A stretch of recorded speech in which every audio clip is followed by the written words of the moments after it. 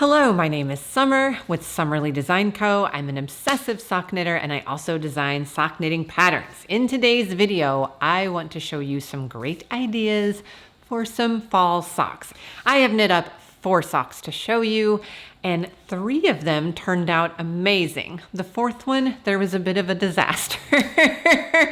We'll talk about that in a little bit. Good learning moment for us all. But the first 3 that I'm going to be showing you I think turned out really cool, and I think it's a really cool way to showcase how to use existing patterns to create totally new socks, how to mash up patterns. So really excited about today's video because I love fall. I love fall socks. We get about I don't know, 7 days of fall in Oklahoma. Like for instance, the high today is 89 here in mid-October.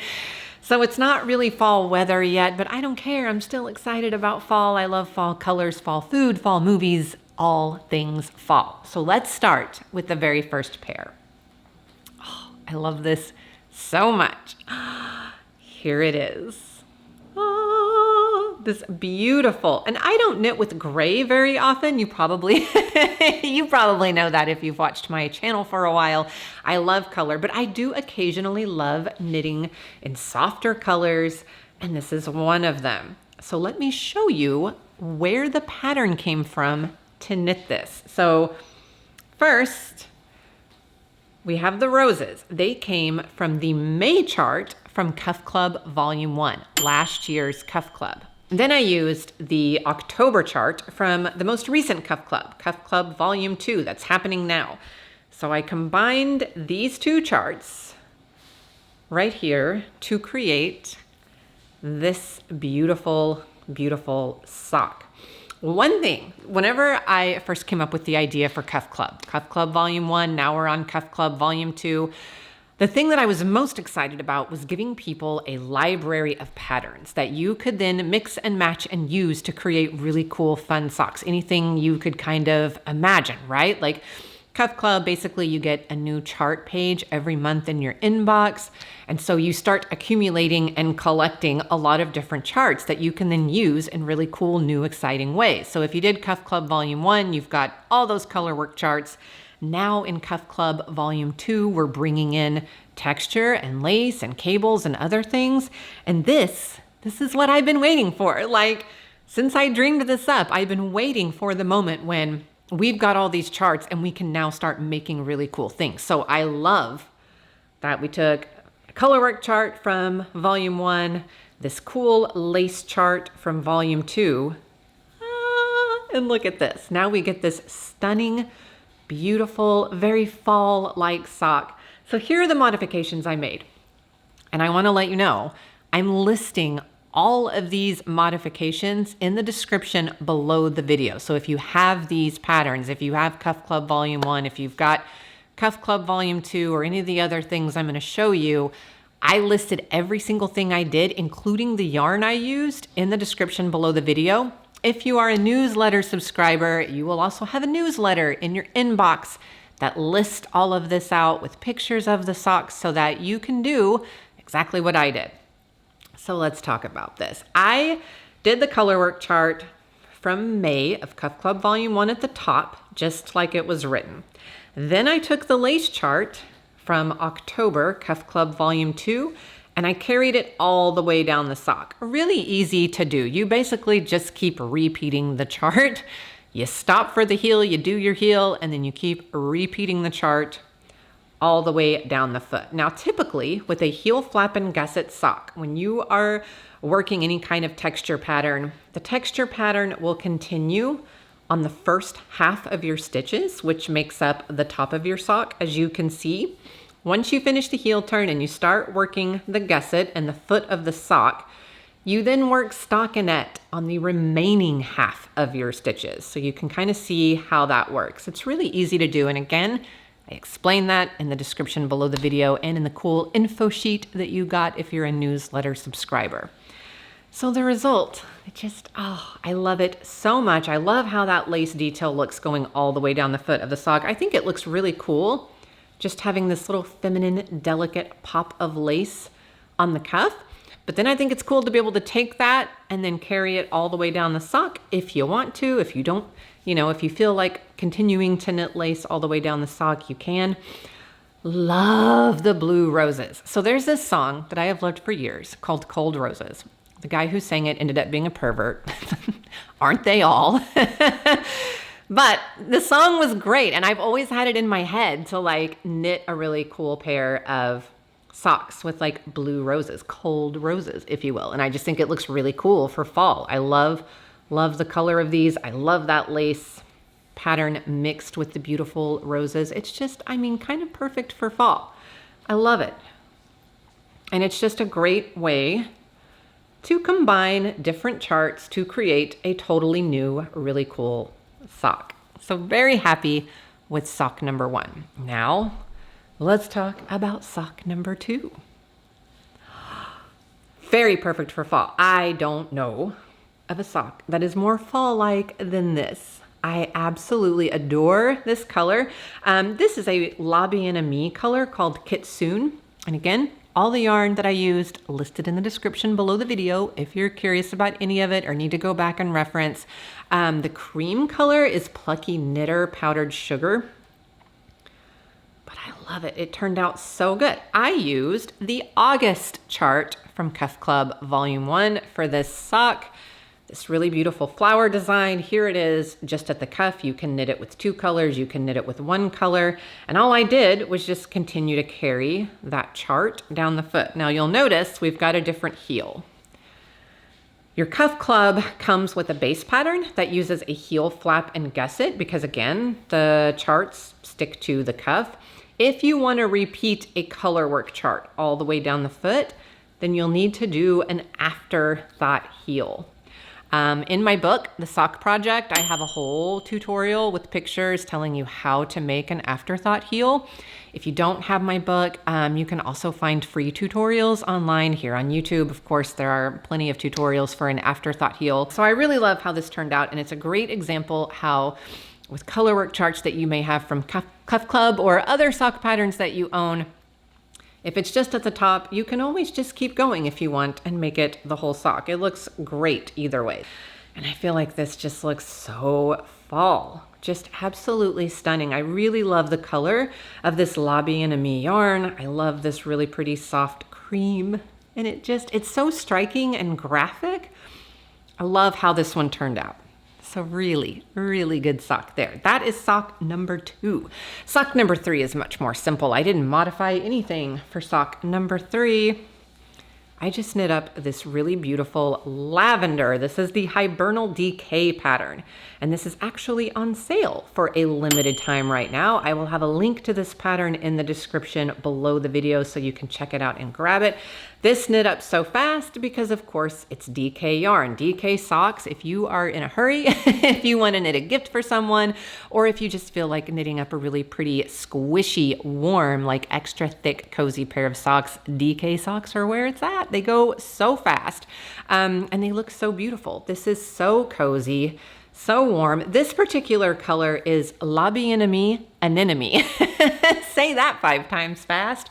One of my favorite colors of all time. I have used this so much since I discovered it earlier this year. Really, really beautiful lavender. This is a fingering weight yarn that I held double.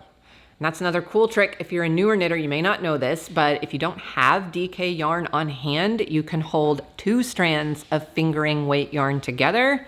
Same effect. For example, this is the original Hibernal DK sock that I knit. And this was knit out of a single strand of DK yarn. And then the lavender, 2 strands of fingering weight held together, and they're the same. So I think that's really cool that you can do that if you don't have any DK yarn on hand that you like, or you just have a fingering weight yarn in a particular color that you really love, like I did, and wanted to use. So I made no modifications to this pattern. Just knit it like the pattern was written. And again, that pattern is on sale if you want to check it out. I love the Hibernal pattern. This stitch pattern just screams fall to me. It's just, I love the little mock cables. No cable needle required, which is always great if you're not a big fan of cabling. These are mock cables, really easy to make. The pattern kind of explains how to do it. It's really simple.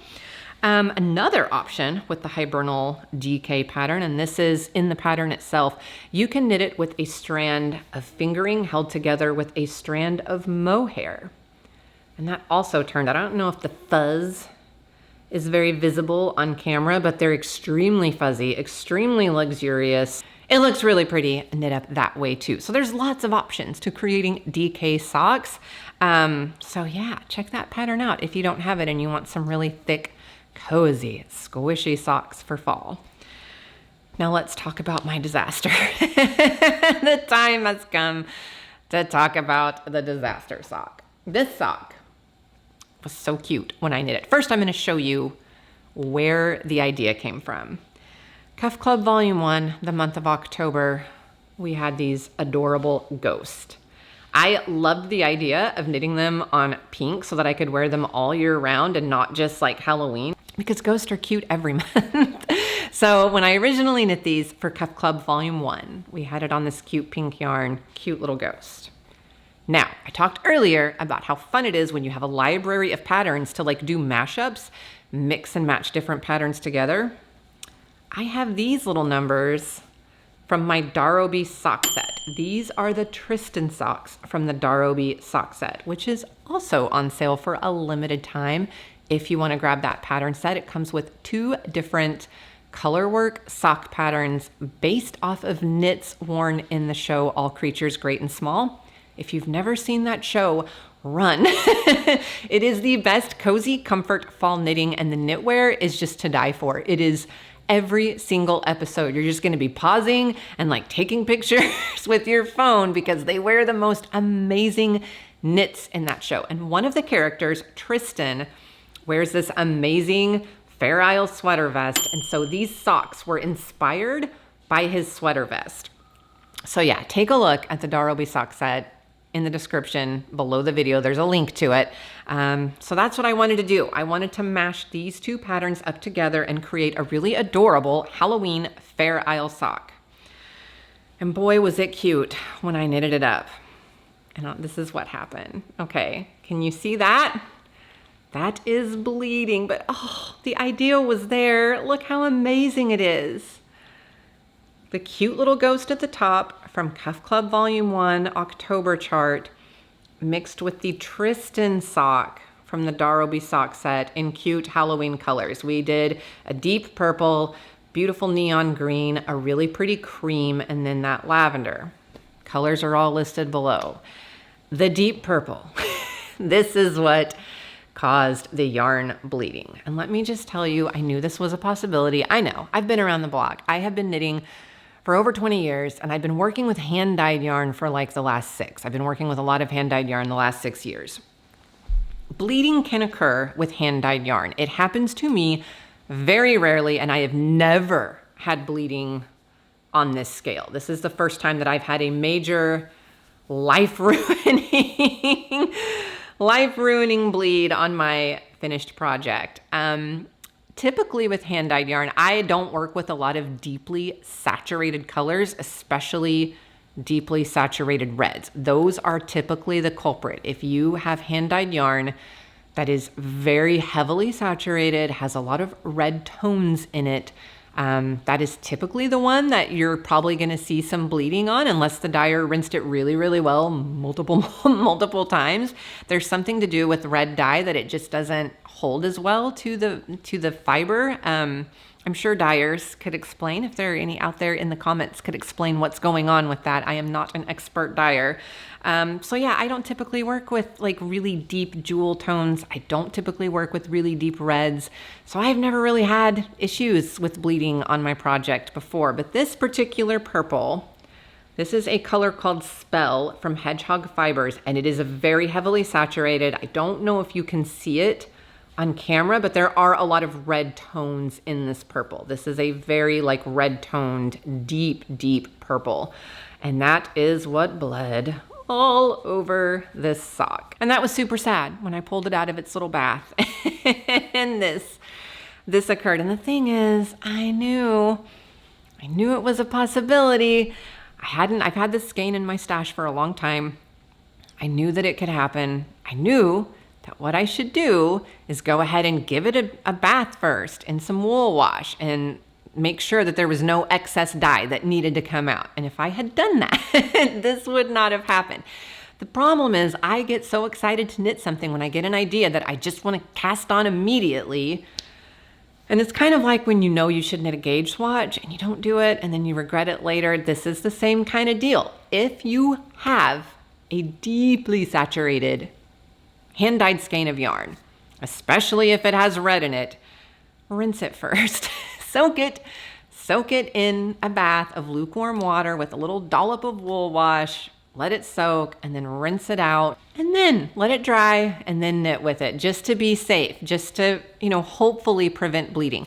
There are also things called color catchers. I've never used one because again, I don't typically knit with heavily saturated, deeply, red toned yarn. So I've never bought one. I've never used it, but I've heard about color catchers. You can put it in the bath with, the object that you want to block, and it supposedly like attracts excess dye. I don't know if that works. If you've used one before, comment and let us know if you've had success with that, if it's helped prevent bleeding on your finished object. And then of course, the third and final thing you can do is just if you have a deeply saturated color, you're really concerned about bleeding, you rinse it, but you're still not sure, just don't knit other colors. Don't knit other colors with it. Just knit a solid sock in that deeply saturated color and then you don't have to worry about it. But again, I did all the wrong things here. I just got so excited to knit the sock and I was so excited about the idea, did not bother to rinse, and now we have this. But man, you can tell that it would have been the cutest little Halloween sock ever with the ghost and then the Fair Isle. I'm so mad at myself, but it happens.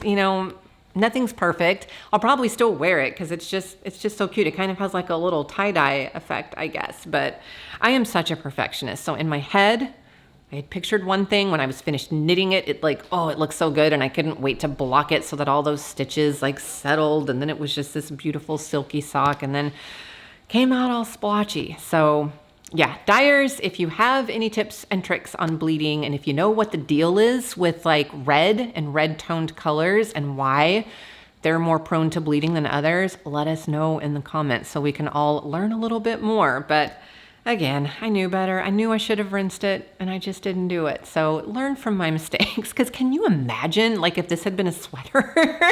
Like if I had knit this like big sweater with this color and other colors and it had bled everywhere. Like, oh my gosh, heartbreaking. I mean, at least it was just a sock and not something that I spent like a month and a half on. Like, oh. So I'm going to be super careful from now on with deeply saturated colors. Again, I don't work with them that often, but just in case. So there we have it. These are my fall sock recommendations for you. I love them all so much. Even the stupid ghost that didn't turn out like I wanted. I still love all of these. I mean, this is look at these. I love this. I love the more cool tones, but then I love that like pop of a really warm tone. These just all scream fall to me, and they're all made with existing patterns that I had in my library and that you might have in your library as well. Once again, everything that I did listed in the description below the video with links to the patterns. I listed out the yarn I used and then modifications I made to make the sock work. So if you want to make these socks as well, very easy to do. Newsletter subscribers, that detailed PDF, check your inbox because it's in there. And if you want to sign up for my newsletter to get cool, fun things like that in the future, there's a link to sign up in the description below the video. So thank you for joining me this week, and thank you for lamenting with me on my disaster, my beautiful little Fair Isle disaster. But the other three turned out great, so we're happy.